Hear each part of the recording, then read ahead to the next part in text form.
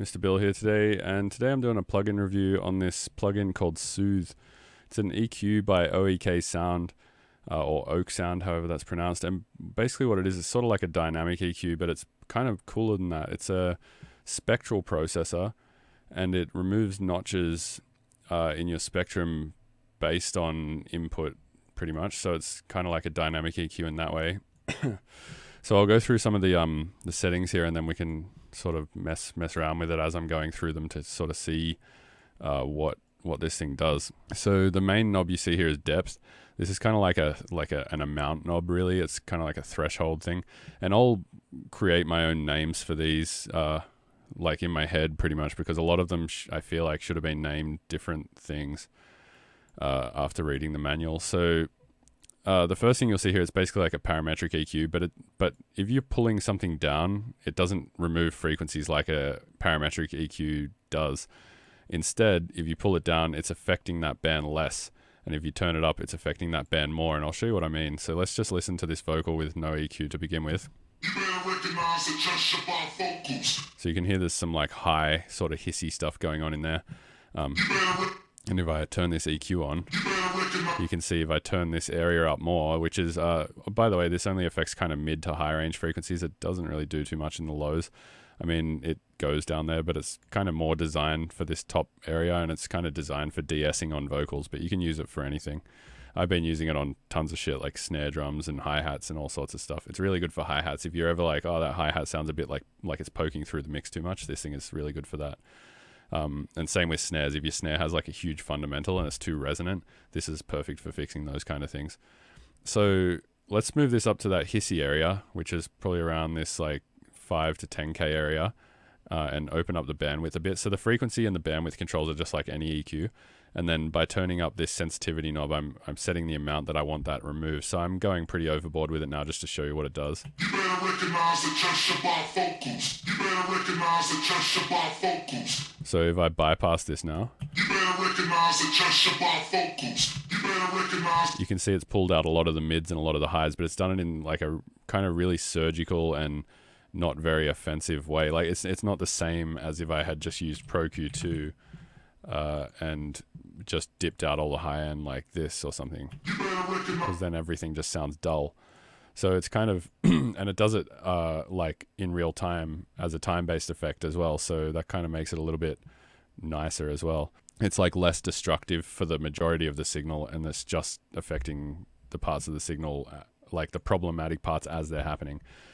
So underneath this depth control, which is the overall amount knob, as I said before, so if I turn this right up, you can see it's pulling almost everything out at that point. So basically this sensitivity knob and this depth knob are kind of going to be your dry wet a little bit, but then there is also a dry wet control on here, which is exactly what it sounds like. It's a dry wet control. The sharpness knob is going to basically take thinner cuts of the spectrum versus fatter cuts. So if I turn this all the way down, you'll see it takes more of a smooth notch out, like a bell curve. But if I turn this all the way up, it's going to start taking out these really surgical cuts. So depending on what you're trying to do, either setting could be good. I usually have the sharpness up quite a bit because I'm usually trying to take out really thin resonances. And I've seen some artists before in collabs I've done and stuff to do this exact same thing. They'll create a bunch of notches like this. They'll create like some notches like so, and they'll put a bunch of these in the signal to try and just get rid of like harsh resonances that they're finding in sounds, and that is a super destructive way to do it. This thing is so much better for that particular job. And by the way, this company is not paying me. I bought this plugin with my own money, and I just finished mixing down my album, and I just think it's super amazing, so that's why I'm doing this review on it. And generally all the reviews that I do will always just be on plugins that I think are really good. So if you're watching a plugin review in the future, just know that that's my opinion on these videos. So the next control is selectivity.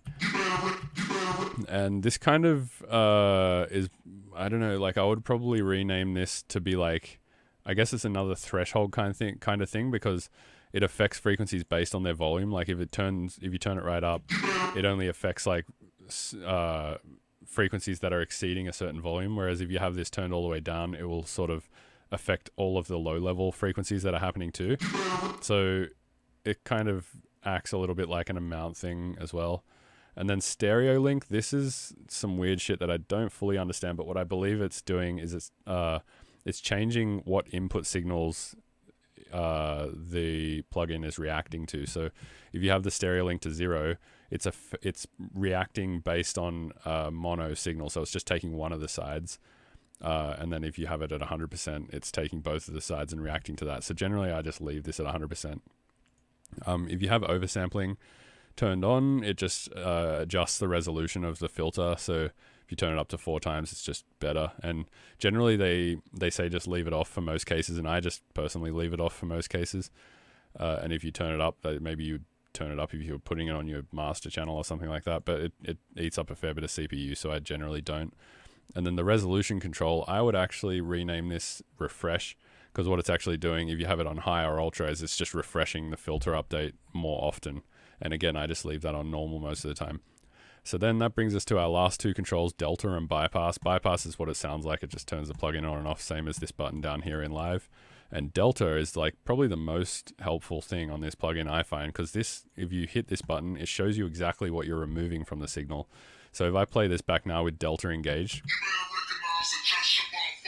you can hear that is exactly what is being removed from the signal. And if I start messing with these parameters here, you can hear that I can sort of decide what I want removed. So there's all that hissy high stuff I didn't like, especially on that just. So you can hear with it turned off, it's kind of nasal and annoying. But if you turn it on, there's some sort of like compromise there a little bit, but it definitely sounds like it's being soothed. And I think that's a perfect name for this plugin, actually. So you can go too far with it, like most plugins, but yeah, it's a really nice way to just even stuff out. So another thing that I really like doing this on is basses that are maybe a bit too resonant, like this one over here. So this one has kind of like a fundamental issue with it. I find this problem here. There's just a little bit too much of that. And like I could just go in and just pull this down or whatever, but it's kind of nice to do it with this because it's a bit more time-based. So at the first hit of the signal where the envelope of this or filter over here is opening up, it's just removing the fundamental a bit from that first part, and then it's putting it back in towards the second half of the hit. So before the hit is finished, like those frequencies are coming back a bit, whereas if I was doing that with an EQ, they would be removed from the whole entirety of the hit. So it's kind of nice for that sort of stuff. It's just a less destructive way of mixing. And the final thing I'll show you an example of is on the hi-hats here. These hi-hats already sound kind of smooth. And one trick that I was using a lot, and I'll do probably a whole tutorial on this at some point, is I was using a vocoder to mix the dry signal of the hi-hats with the internal noise oscillator of the vocoder to make them sound a bit smoother by just kind of masking the high frequency stuff I didn't like with noise, sort of like this versus this. You can hear it just kind of like smooths everything over a little bit. But with Soothe EQ, you can kind of do that a little bit less destructively, or you're not adding another layer. You can see now I've taken some of that high frequency stuff out. I could probably even boost it back in a little bit, and it wouldn't get harsh. So if I turn this signal up a little bit now, maybe by like a couple of dB. You can hear that I can brighten it up without it getting too harsh. Whereas if I had Soothe turned off and I tried to brighten it up, you hear that kind of high piercing 10K area getting a bit too much. And you could obviously notch that out like this. And I do that quite often, but then you're kind of defeating the purpose of brightening it in the first place because you want that crispy top end. So yeah, it's a nice way to sort of deal with, I don't know, like resonant frequencies basically, but it's a way to deal with them in real time based on the input. So yeah, it's a good mixing tool. I used it a ton on my album, and I'm happier with these mixdowns. I'm more happy with these mixdowns that I've done on my album than any other mixdown that I've done on any other albums, really. So yeah, anyway, Soothe EQ. I'll put a link to it in the description, and maybe I'll try and get like a discount code from them or something. But if not, links in the description, and enjoy. Bye. Okay, so it came to my attention that there's a few other ways to explain what this plugin does, or to show examples of what this plugin does. And I figured one of the best ways to do it would be to just run white noise through it. So here's the white noise dry. It's just noise white coming out of operator. And then here it is with Soothe.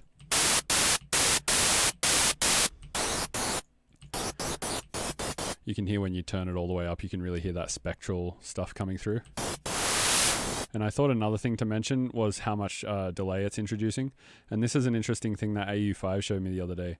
If you hover your mouse over the plugin, you can see down here in this little gray area that it's saying latency 4096 samples, 85.3 milliseconds. And this applies for every single plugin. So I believe, operator says 0 samples. Of course it does, because it's an Ableton plugin. But if you put any plugin in here, like let's just say I put a 2C Aether, which is a really heavy reverb, and I put something over there. Oh, that says 0 samples too. So Soothe is actually introducing a little bit of latency, which maybe a lot of plugins do not. I guess that's something that I need to check more now that I know that it's there. What about Disperser? Also 0. Okay. So Soothe introduces a tiny bit of latency. Another thing that I think is worth checking is if you click these little buttons here to bypass the bands. So this would make sure that no band is turned on. One thing that we can check here is if we put this in a rack, create a second chain in the rack, and then put a utility. Whoa. God damn it.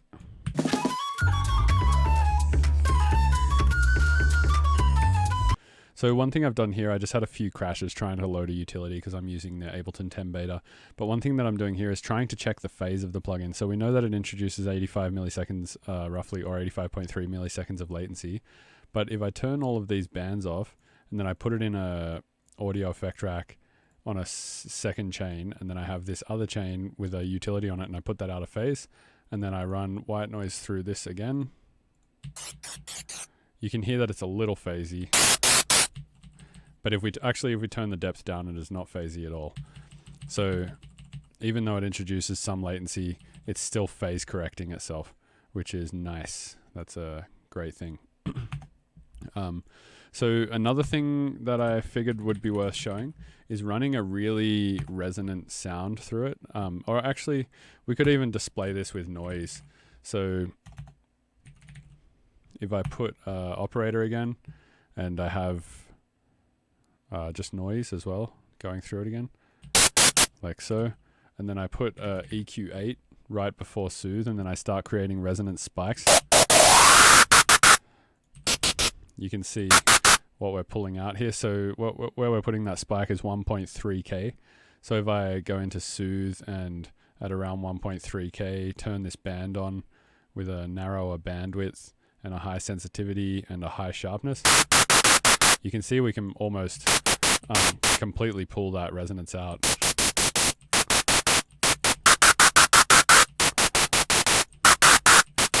And it sounds kind of nice. It doesn't sound like super destructive. So as I said before, pushing these bands up is basically like an amount to pull that frequency out, like a dynamic EQ would. So that's an example of how nice it can sound when you're doing stuff like this to pull out resonances of maybe, like, let's say a snare. So if you get the classic neuro snare, I mean, that could be a good example, I suppose. If you have something like this and you wanted to sort of tidy up the fundamental a little bit, that could be this is a nice tool probably to take care of something like that. So let's copy Soothe over here and then try and clean up this fundamental. So there's a lot of stuff going on down in this lower register. If we hit the delta control, we can see what we're getting rid of. So it's for some reason taking out some stuff in the high end. So what we could do is just get rid of that so it's not affecting it. So now it's just taking out this kind of fundamental. You can hear now it's a bit more, I don't know, just a top end sort of tsh. So probably too much we've taken out here.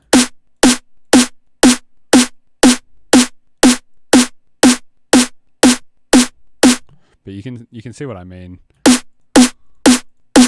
It's just a good way to pull out stuff that you feel like is too resonant. And the last example I'll give is if you make like a bass or something like that in Serum that is way too resonant. So for instance, a good example might be using the flanges plus filter, so this one, and then just boosting the hell out of it.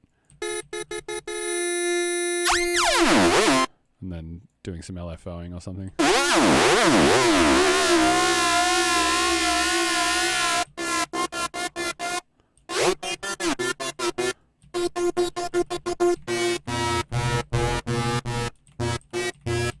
So maybe you're like, oh yeah, I did some epic dubstep, you know, crazy bass or something. And the only problem is it's just a little bit too crazily resonant. Then Soothe is really good for this stuff too.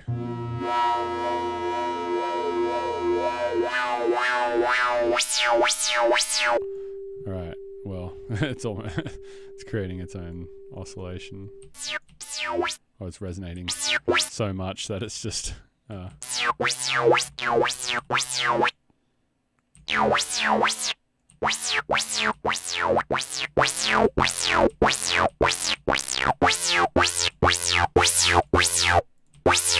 Let's hit a oscillator B and take the FM from A.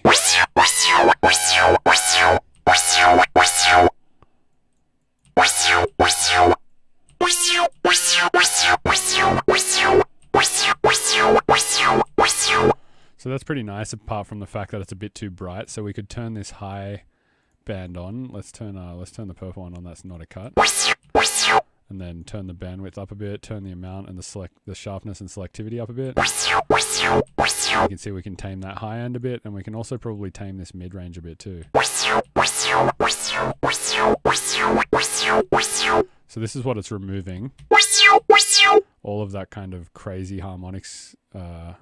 I guess, what would you call that? Like the partial, like a lot of the ladder partials, kind of like in Operator, if you go into the oscillator and you select just evens, and you can just draw all the evens, or if you select just the odds, you can just draw all the odds, like so. That's kind of what that reminds me of with the delta. It reminds me of all of those poles. Might not be so related, but yeah. So then after you've soothed it, you could probably go in with like, I don't know, OT or something like that.